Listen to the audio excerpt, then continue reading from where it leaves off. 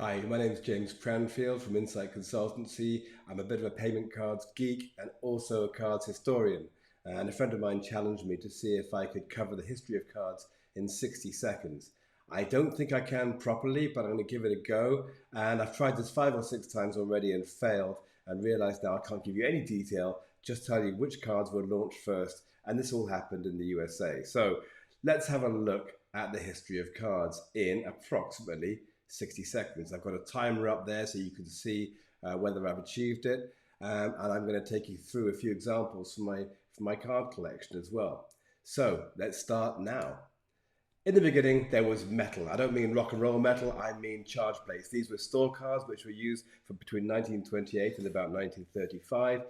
In the 30s, 40s, and early 50s, it was dominated by paper cards, which were telecoms cards and fuel cards in the States. And Diners Club launched in 1949.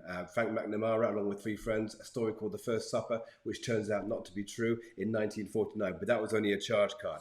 Hot on its heels, in 1958, Joseph P. Williams launched the first true credit card, and that was a success eventually. At first, it was a loss-making venture, but then it made money, and it was followed by another charge card, American Express.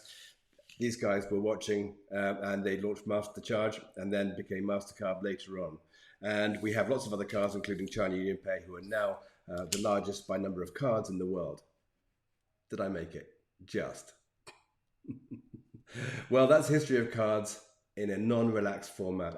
I also cover history of cards in a much longer and for some people very tedious way. But I wanted to give you opportunity to learn about the history of cards very briefly in 60 seconds. And there you go. There you have it. I hope you enjoyed it and I hope you understood it.